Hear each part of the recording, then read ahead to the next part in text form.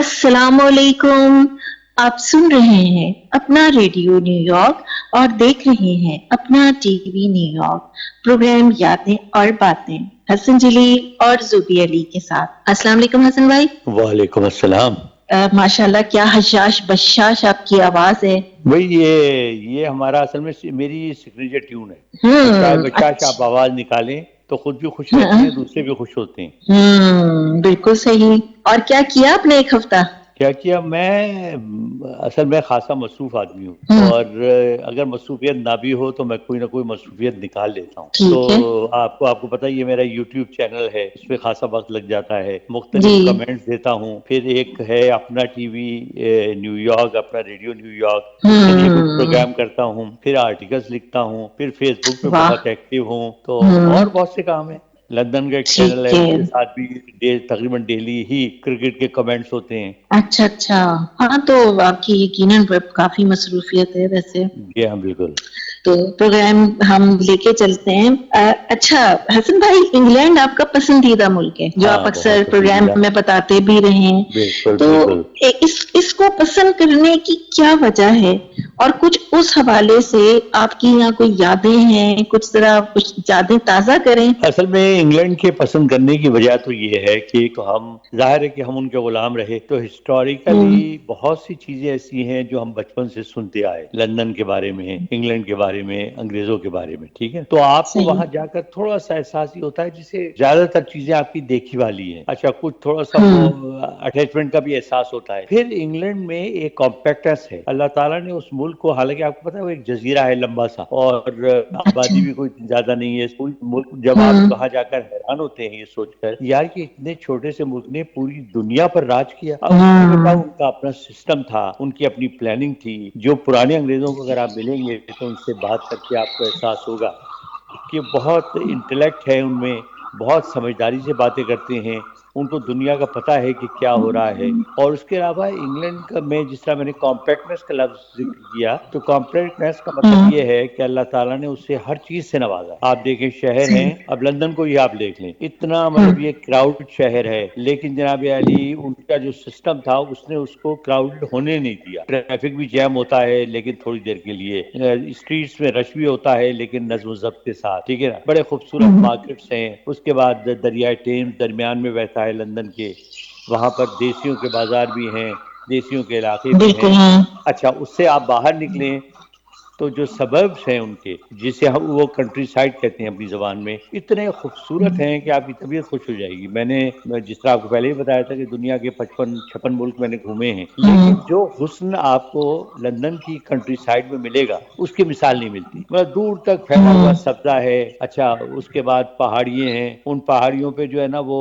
Syllabus بنے ہوئے ہیں, یعنی اوپر سے لے کے نیچے تک آپ کو لگے گا جیسے اترنے کے لیے سیڑھیاں بنائی گئی ہیں سبزے کی. وہ اتنا خوبصورت لگتا ہے. پھر موسم اس کا مطلب یہ سردی کا ایک اپنا مزہ ہے. گرمیوں میں بھی آپ شرٹ پہن کے نکلیں, تھوڑی دیر کے بعد پتہ چلے گا کہ اچانک بادل آ گئے, ٹھنڈی ہوا چل رہی, سکڑ رہے ہیں سردی سے, لیکن اس میں ایک اپنا مزہ ہے اس کا. اچھا, گرمیوں میں دن بہت طویل ہوتے ہیں, یعنی آپ وہاں پر 9-10 بجے باہر نکلیں تو دھوپ نکلی ہوئی ہوگی, لگے گا جیسے دن کا سما ہے. اور 8 بجے تو بالکل دھوپ نکلی ہوئی ہوتی ہے. جی ہاں, تو اور سردیوں میں الٹا حساب ہے. تو مطلب ہر طرح کے موسم ہے وہاں پہ, بارش بھی ہوتی ہے, بادل بھی ہیں, سبزہ بھی ہے, دریا بھی ہے. پھر انہوں نے اس کو مینٹین کیا ہے اتنا چھوٹا سا ملک ہونے کے باوجود. تو بڑا مزہ آتا ہے. مطلب مجھے تو ایک, ویسے بھی مجھے ہسٹری سے بھی چونکہ دلچسپی ہے, تو ہسٹوریکل بلڈنگز دیکھ کے, وہ جگہیں سوچ کے, ان کے بارے میں ایک عجیب سا احساس ہوتا ہے. تو میں نے ہمیشہ بڑا انجوائے کیا. پھر ہاں, ایک چیز رہ گئی اس سے پہلے کہ آپ سوال کریں. پھر جو سب سے زیادہ مجھے مزہ آتا تھا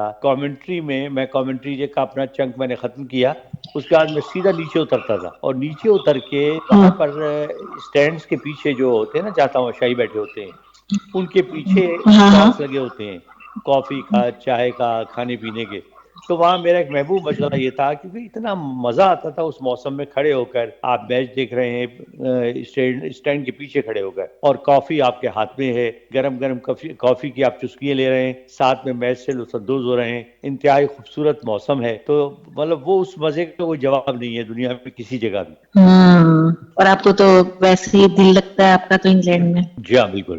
اچھا میں یہ کہہ رہی تھی کہ آپ ان کی عمارتیں دیکھیں جو یہ بنا کے گورا چلا گیا ہے, یہ اب تک ویسے قائم و دائم ہے, اور وہاں سے گزرو نا تو ایک عجیب سی فیلنگ ہوتی ہے. جی ہاں, وہاں بھی آپ دیکھیں لندن میں تو آپ دیکھیے کہ ساری عمارتیں ہی پرانی ہیں. انہوں نے کسی عمارت کو, نئی بلڈنگیں انہوں نے ضرور بنائی, لیکن پرانی عمارت کو انہوں نے محفوظ کر لیا, اس کو تھوڑا سا رینوویٹ کیا, ریفربش کیا, اور اسے اسی حالت میں بحال کر دیا. تو اتنا حسین لگتا ہے کہ مطلب یہ نئی اور جدید عمارتیں ان سائڈ بائی سائڈ, پرانی عمارتیں اسی آرکیٹیکچر کے ساتھ, اسی انداز کے ساتھ, اس کا ایک اپنی خوبصورتی ہوتی ہے پرانی چیزوں کی. اور ہمارے ہاں فوراً کہتے ہیں یہ یا تو اس کی کیئر ہی نہیں کرنی, اور وہ بیچاری اتنی مخدوش ہو جاتی ہے کہ وہ آخر گر ور جاتی ہے. وہ ہمارے ہاں ایک ورثہ ہے نا, اس کی حفاظت نہیں کی جاتی. نہیں ہم تو بالکل نہیں کرتے. آپ دیکھ لیجئے, آپ نے صدر میں کتنی خوبصورت بالکل, پرانی عمارتیں ہوا کرتی تھی, بہت انہوں نے ان کو بہت توڑ کے ساری سیمنٹ کی بلڈنگیں کھڑی کر دی. اچھا, ہاں لیکن وہ ایسے ہی. خوبصورتی غائب ہو گئی. اس کو دیکھنے کے لیے ہی جس زمانے میں امن و سکون ہوا کرتا تھا تو سیاح بہت بڑی تعداد میں آیا کرتے تھے. مجھے اچھی طرح یاد ہے, میں پڑھتا تھا اس زمانے میں, تو کبھی کبھی اپنی امی کے ساتھ ایلفنسٹن اسٹریٹ جاتے تھے ہم, تو اب اچھا. ایلف کہلاتی تھی وہ پیار سے. تو ایلفنسٹن اسٹریٹ پہ اب یقین مانے فارینرز کا ہجوم ہوتا تھا باقاعدہ, خریداری کر رہے ہیں, اپنے ریسٹورینٹس میں بیٹھے ہوئے ہیں, ہوٹلوں میں آ رہے ہیں, جا رہے ہیں, اور وہ بڑا پسند کرتے تھے کراچی اور لاہور کو, اپنی قدیم عمارتوں کی وجہ سے, اور جو ہسٹوریکل اس کی امپورٹنس ہے اس کی وجہ سے. اور وہ دیکھتے ہوں گے کہ یہ ہم میں سے ہی بنا کر گئے ہوئے ہیں. نہیں, انگریزوں ایون میں کہ اب انگریزوں ہی کی چیزیں چل رہی ہیں جو ہاں پرانی بنی وہ ہوئی ہیں. آپ دیکھیں بالکل, یہ جو پٹریاں ہیں ریل کار کی, وہ بھی انہیں کی ڈلی ہوئی ہیں. انہیں کی ڈالی ہوئی ہیں. زیادہ تر ریلوے اسٹیشنز انگریزوں نے تعمیر کیے تھے, ہم نے تو اس میں کچھ بھی نہیں کیا, کچھ ایک بھی نہیں پتا بھی کیا, جیسے ادھر دی ہے. بالکل. لیکن ہماری اپنی ریل گاڑیاں جو پٹری سے اتری رہتی ہیں, آئے دن حادثے ہوتے ہیں. مجھے جو انگلینڈ کی ایک چیز نے اور بڑا امپریس کیا جب میں نیا گیا وہاں 1979 میں, تو یہ ہوا کہ اچھا پہلی مرتبہ گیا تو شاپنگ کا بڑا شوق تھا, تو وہاں اچھا. پر جو ہے وہ میں چلا جایا کرتا تھا اپنے, زیادہ تر مارکس اینڈ اسپینسر جو ہے اس کا برانڈ بڑا مشہور تھا, تو میں مارکس اینڈ اسپینسر جا کے شاپنگ کیا کرتا تھا. تو ایک مرتبہ میں نے شاپنگ کی, اور وہ میں بس میں وہاں سے بیٹھا, میں نے کہا یہ آسان ہے بلکہ میں ٹرین میں جاؤں. میں بس میں وہ اپنے پیکٹ بھول گیا. اچھا, جب میں گھر آیا اترا تو مجھے احساس ہوا کہ میں تو خالی ہاتھ ہوں. میں بڑا پریشان جناب. تو وہ میرا جو جہاں میں ٹھہرا ہوا تھا اپنے دوست کے یہاں, تو اس نے مجھے شام کو جب وہ آیا تو اس نے مجھے کہا, اس نے بڑی نارملی مجھے سنا, بڑے آرام سے بیٹھا رہا. تو میں نے کہا یار میں تو بڑا پریشان ہوں, تمہیں کوئی اثر ہی نہیں ہوا. کہتا ہے یار مل جائے گا تمہیں. میں نے کہا کیسے مل جائے گا؟ کہتا ہے اب تو رات ہو گئی, صبح بات کریں گے. صبح اٹھتے اس نے مجھے ایک نمبر دیا, اس نے کہا میں تو آفس جا رہا ہوں, یہ نمبر ہے, یہ لاسٹ اینڈ فاؤنڈ کا ہے, ان کو فون کریں آپ, ان کو وہ آپ سے 2-3 سوال کریں گے اس پیکٹ کے بارے میں, وہ بتا دیجیے گا. تو میرا خیال ہے تمہیں کوئی 4-5 گھنٹے میں مل جائے گا. میں نے صبح فون کیا, خیر وہ جو بندہ تھا اس نے مجھ سے کہا کہ اچھا کتنے پیکٹ تھے؟ میں نے کہا جی 3 تھے. تو کہہ لے کہاں سے آپ نے؟ میں نے کہا مارکس اینڈ اسپینسر ہی تھے سارے کے سارے. تو کہنے لگا کہ کوئی یاد ہے اس میں کیا تھا؟ میں نے کہا ہاں, ایک میں شرٹس تھی میری, ایک میں کارڈیگنز اور سویٹرز تھے, وہ فیملی کے لیے تھے, اس میں لیڈیز بھی ہیں مردوں کے بھی ہیں, اور ایک میں میرا ایک سوٹ تھا. تو کہنے لگا آپ اپنا ایڈریس لکھائیے. میں نے اپنا ایڈریس لکھایا. اس نے کہا ٹیلی فون نمبر لکھایا, یہ ٹیلی فون نمبر. میں نے کہا کہ ہاں یہ بھی لکھ لیں. ٹیلی فون نمبر لکھا. کہتا ہے اچھا ٹھیک ہے, we will get back to you. اچھا. کوئی 2-2.5 گھنٹے کے بعد اس کا فون آیا کہ جی ایسا ہے کہ آپ کو کچھ شام 6 بجے تک پیکٹ جو ہے وہ ڈیلیور ہو جائیں گے گھر پہ. واہ اب واہ. میں 6 بجے جناب ٹھیک بیل بجی, میں کہیں گیا نہیں, میں بیٹھا رہا گھر میں, ٹی وی دیکھتا رہا. بیل بجی اور جناب وہ گاڑی کھڑی ہوئی تھی ان کی باہر, اس میں سے بندہ اترا, اس نے تینوں میرے وہ لفافے, وہ اپنے تھیلے اٹھائے ہوئے, اس نے کہا جناب یہ لیا, ساتھ میں سلام دعا کی, اور یہ جا وہ جا گڈ بائی کہہ کے یہ جا وہ جا. دیکھیے ایسا سسٹم ہے, آپ ہی دیکھیے کیا اب زبردست تو سسٹم ہے تھوڑا بھائی. فرق پڑ گیا ہے کیونکہ بعد میں میں جاتا رہا, ابھی بھی کچھ دن پہلے گیا تھا تو, لیکن اب تو فرق پڑ گیا ہے کہ مطلب چیزیں لوگ اٹھا لیتے ہیں.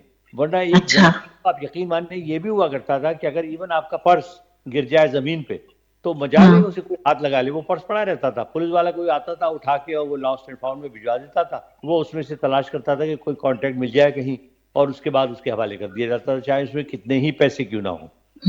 اب تھوڑا فرق پڑ گیا ہے. اب یہ ہے کہ جو ظاہر دیسی بھی پہنچ گئے ہیں, کالے بھی آ گئے ہیں, تو وہ کوئی ڈنڈی مارنے نہیں. لیکن بہت اور بڑے, اور دیکھیے ان لوگوں میں بڑی خوبی یہ ہے کہ یہ ہماری طرح جھوٹے نہیں ہیں. سچ وہ بات تو کرتے ہیں, ہے. اگر ایک بات کرنی ہوگی تو کہہ دیں گے نہیں، ایک تو آپ کو صاف منع کر دیں گے فرینکلی. اور آپ کو مطلب یہ کہ ہم مطلب میری تو یہ کوشش ہوتی ہے، ایمانداری کی بات ہے کہ جب باہر جائیں آپ